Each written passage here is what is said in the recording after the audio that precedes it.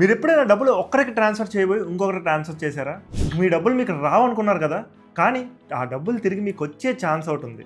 అది మీకు ఎలా వస్తుందో సింపుల్ స్టెప్స్లో చెప్తాను. ఫస్ట్ స్టెప్, ప్రూఫ్ని మీ దగ్గర ఉంచుకోండి. అంటే మీ payment receipt or screenshot ఖచ్చితంగా మీ దగ్గర ఉండాలి. నెక్స్ట్, మీ transaction ID and UTR number రెండు నోట్ చేసుకోండి. మీ డేట్ అండ్ టైం కూడా, అలానే అమౌంట్ కూడా.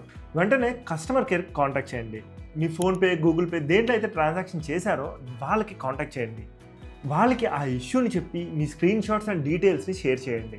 స్క్రీన్ మీద కస్టమర్ కేర్ నెంబర్స్ ఇస్తున్నాను, అయితే వీడియోని సేవ్ చేసుకోండి లేదా స్క్రీన్ షాట్ అయినా తీసుకోండి. నెక్స్ట్ మీరు చేయాల్సింది ఎన్పిసిఐకి కంప్లైంట్ చేయాలి.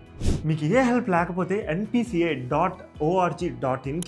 డిస్ప్యూట్ రిజిస్టర్డ్ మెకానిజం ఓపెన్ చేసి ఫామ్ని ఫిల్ చేయండి. Like transaction ID, UTR, amount and sender and receiver UPI ID కూడా. ఈ ఎన్పిసిఐకి మనం రిపోర్ట్ చేసిన తర్వాత ఈ ఎన్పిసిఐ బ్యాంక్ని కన్సల్ట్ చేసి ఇన్వెస్టిగేట్ చేస్తుంది. ఒకవేళ మీ మిస్టేక్ జెన్యూన్ అయితే బ్యాంక్కి మీ అమౌంట్ని రిఫండ్ చేయమని ఆర్డర్ చేస్తుంది. సో ఇలాంటి మిస్టేక్ ఎవరి వల్ల అయినా అవ్వచ్చు, మన ఫ్యామిలీకి, ఫ్రెండ్స్కి, ఎవరికైనా అవ్వచ్చు. వీలైనంత ఎక్కువ మందికి ఈ వీడియోని షేర్ చేయడం మర్చిపోకండి. సో ఇలాంటి ఇంపార్టెంట్ అండ్ యూస్ఫుల్ టిప్స్ కోసం ఫైనాన్స్ మహారాజ్ని ఫాలో అండ్ సబ్స్క్రైబ్ చేసుకోవడం మర్చిపోకండి.